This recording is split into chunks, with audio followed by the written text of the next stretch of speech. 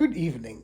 It has been quite a while since I made a video here on my channel, and there were a few reasons for this. For one is I wanted to see, um, without posting anything new, on how the videos would perform I have already posted, and that means by either YouTube promoting the videos, they pop up in the feeds and that sort of thing, or if people were actually looking for particular topics like the Order of the Black Eagle or that sort of stuff. And if it is more political, day-to-day kind of thing, is for how long would people actually look at these videos if it was day-to-day politics? And that took about 2 months for this to all level out, and I didn't post anything new to not to upset the whole analytics of this, what YouTube actually does and whatnot. So I got now a pretty good idea of what people are searching for, what they would like to watch, what they're watching, what they're seeing, and that sort of thing. So then I got my glasses back the last time I was using the other frame, and now I got my correct frame back with the new lenses in it, and I can see somewhat better. It was not very far off. For tonight's topic, I was thinking about two things. Of course, the big thing here in the United States is Donald Trump, the search at Mar-a-Lago, and the Democrats in general. That's why I called that did the Democrats buy the bag? And I wanted to explain that, why I think that they did. That's my personal opinion. I'm trying to remain neutral in this between both sides. And that goes back to the speech on Thursday, I think it was, which President Biden gave. I found that speech there in Philadelphia. I found the speech to be angry, hostile, and aggressive, to say this at least. And then I watched Donald Trump's speech yesterday at the rally not in Philadelphia, but in Pennsylvania, for the two Republican candidates there, the Trump, can't say Trump candidates, Republican candidates endorsed by Trump. And the one thing is becoming clearer and clearer to me in this whole thing is that the Democrats, I do not know if Biden is as steered by the back office as much as he claims. I kind of have my doubts on this. Towards the entire Trump movement and what the deal is. You have to remember one thing. Trump, for many, many years, if not decades, was a big supporter, financial supporter of the Democrats, from the Clintons over almost every election we had for the last 30 years or more. Trump has donated pretty much to both parties, but I think a little bit more heavy-handed on the Democratic side until 2015 when he started to run against Hillary Clinton. So I'm not so quite sure of what the exact, story is behind all of this stuff. But the reason why I think that the Democrats bought the bag here was they walked right into something, and Trump set them up for that. And that was the thing, was when Trump lost the election. Now, we have to go back to one thing. I believe that he lost the election. The moderate, middle-of-the-road voters, they kind of, for whatever reason, did not like what they were seeing in the last 2 years with Trump, actually prior to this already in 2018 in the midterm elections. And for whatever reason, there was some, I don't know if that was the anti-China sentiment or what that is. We have to remember one thing. A lot of companies, a lot of paychecks in this country here depend upon Chinese products. I mean, it doesn't matter if that's eBay, Amazon, any one of the big box retailers. Any place you go to, any part you buy, whether it's a car part, this, that, or the other thing, is pretty much made in the in China for the better part.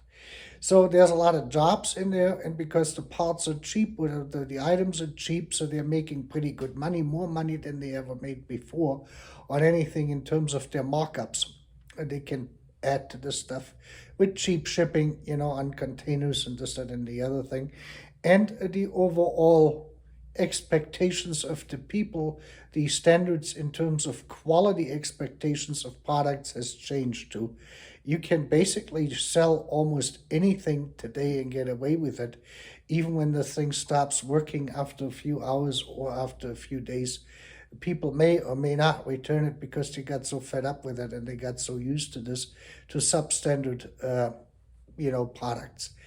Now, this is exactly the idea of MAGA, Make America Great Again, was to revive American manufacturing, American products, and the higher standards of living what we had, which kind of caved in there after 2008 with the financial crisis. You can't really blame Obama for it. That guy didn't know the difference, to say this at least. But in that sense, so Make America Great was the idea to have something better again, where it's just a higher quality, a higher standard in things. And somehow the other way, that did not sit well with people. And you can see this with the Democrats, and especially how Biden lashed out there on Thursday in Philadelphia. The whole setup was somewhat bizarre, with these red lights behind him and everything else. It was just a very strange experience, I would say, without any further connotations in this, connotations. And when we look at this, so the MAGA movement obviously upset the Democrats. Are the Democrats really interested in lowering the standards of the United States? The Republicans have accused some of them of that for a long time, ever since Obama took office.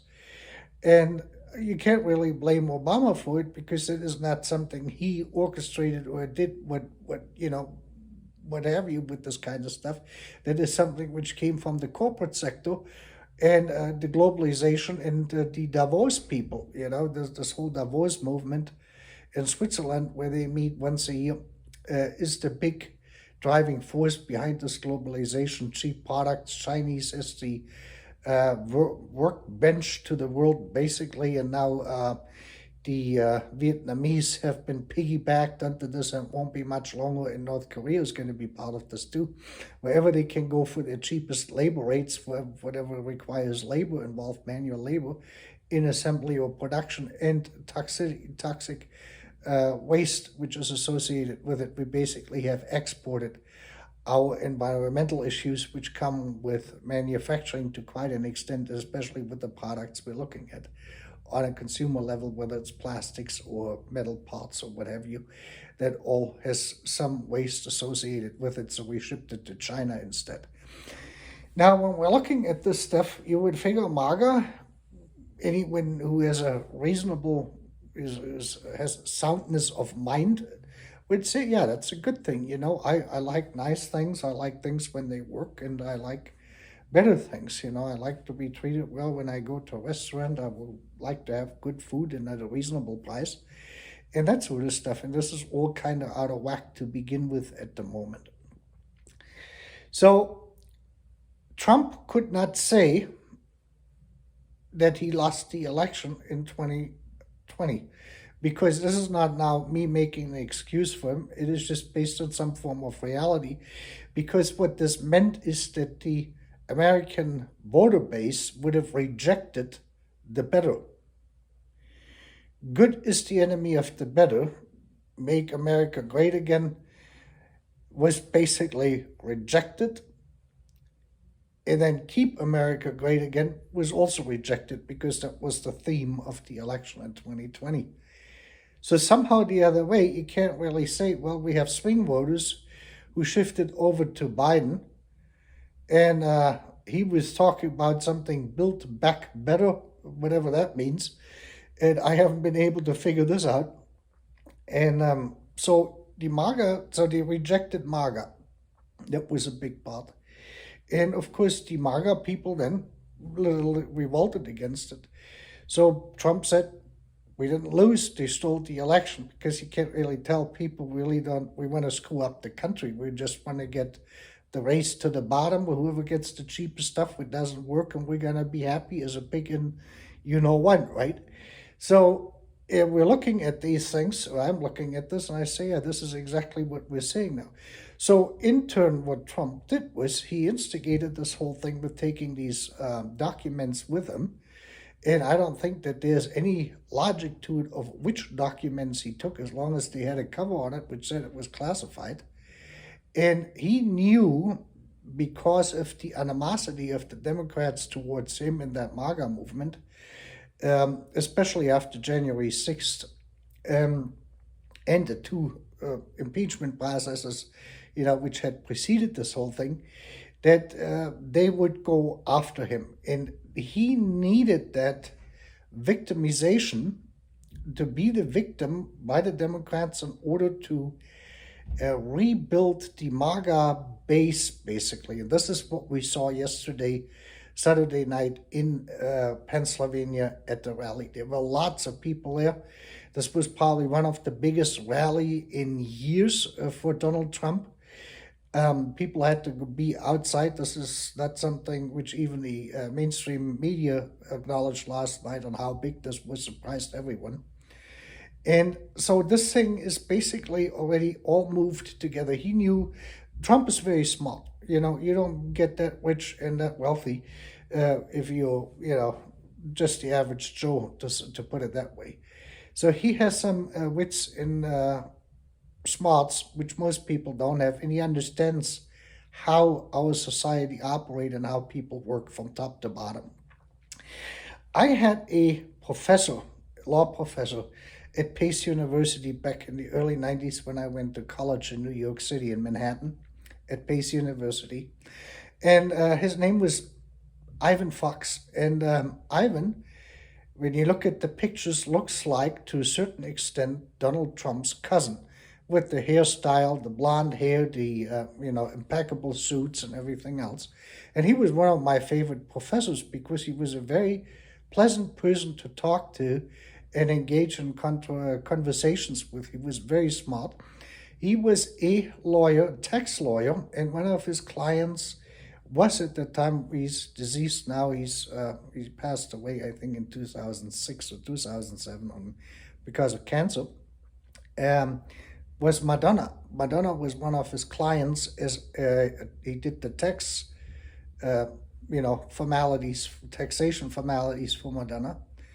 And I had with Ivan, we went out for dinner quite a few times in the village, and we went to the windows to the world in the old World Trade Center. He took me up there. I was quite young back then. I was in my early 20s, and he was a very, very interesting fellow to talk to. And Ivan had the same thing, as he would sleep for about 5 hours. He said everything past 5 hours is a waste.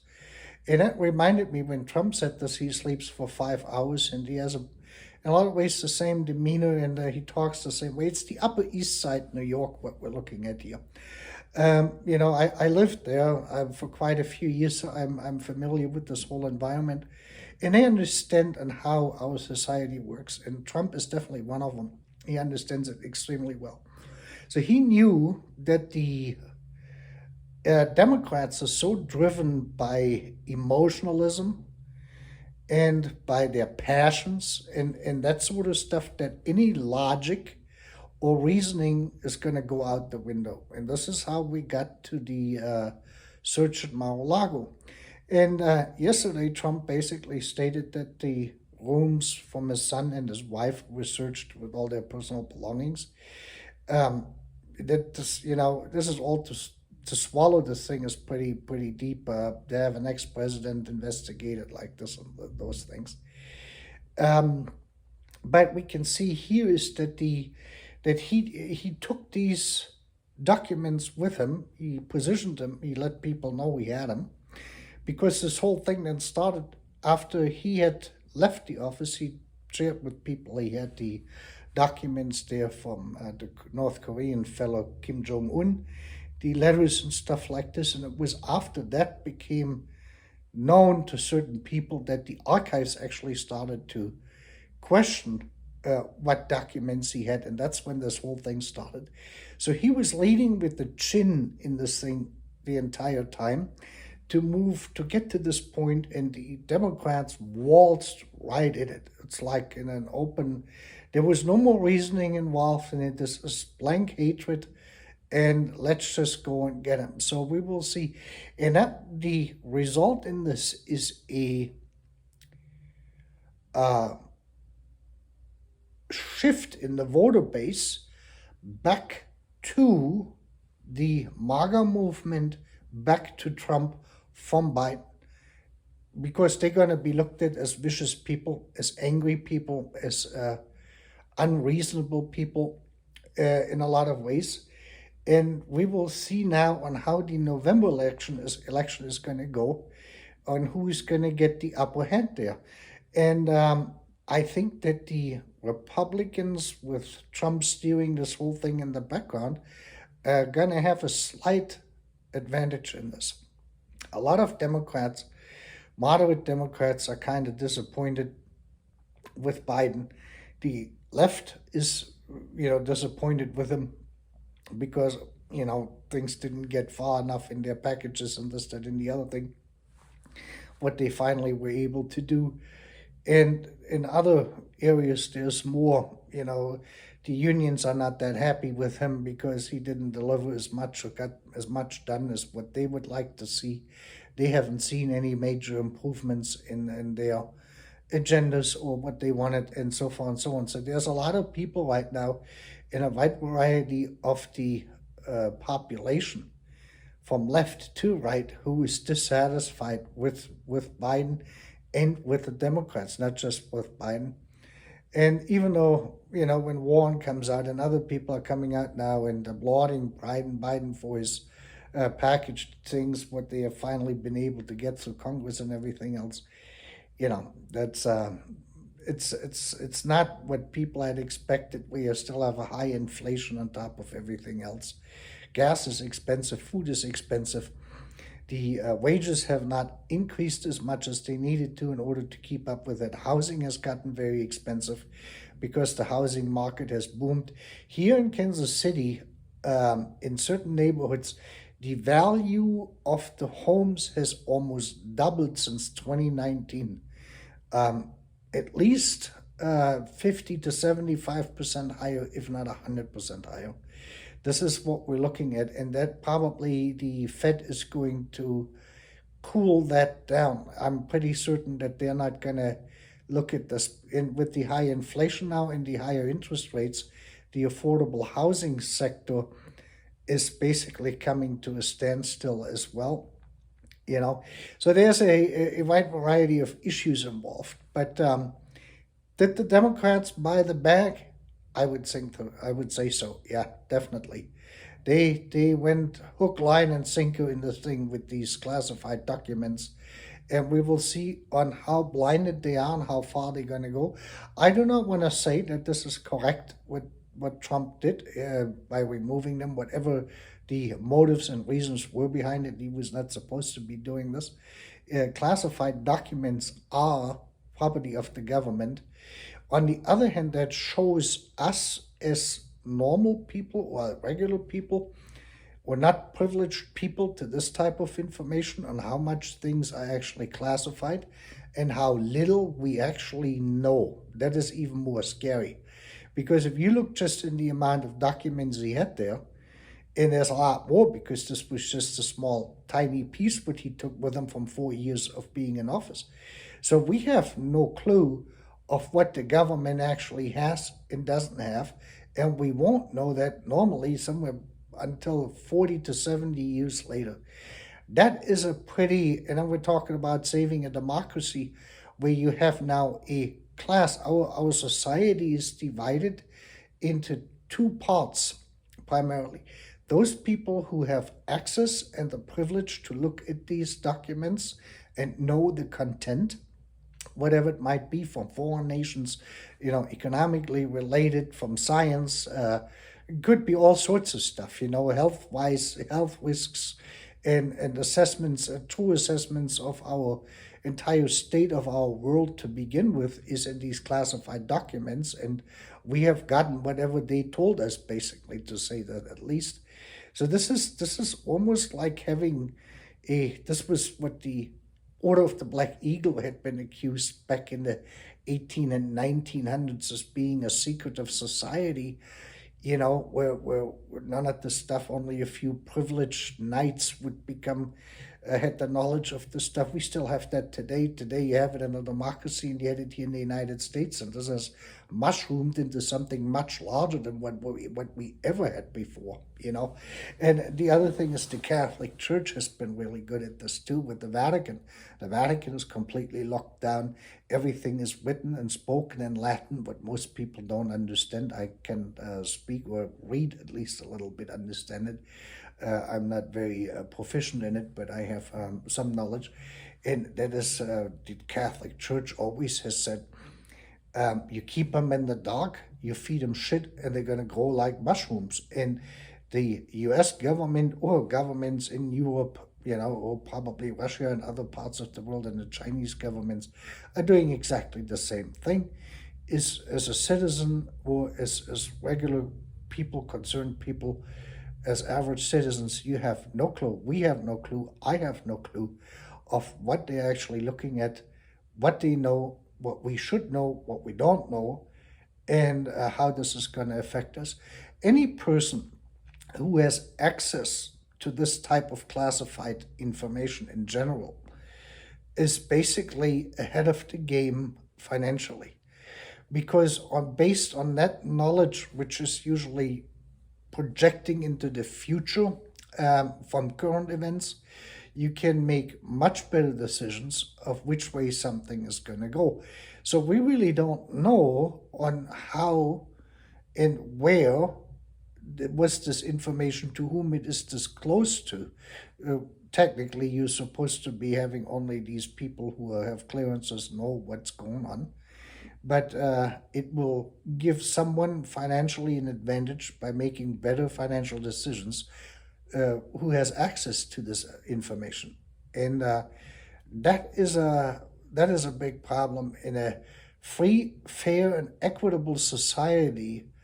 This kind of secrecy is exactly at the opposite ends of the Constitution itself. That is a general question, if we need to have classified information, is it really that bad that the majority or the people cannot know this, what the government knows, or what people in the government knows, or people who know, what we know? I'm not talking about technical details on missiles and that sort of stuff, on general political assessments and that sort of thing, when they're looking at other countries, at the infrastructure, at global warming, at economic, things. All of the stuff is classified.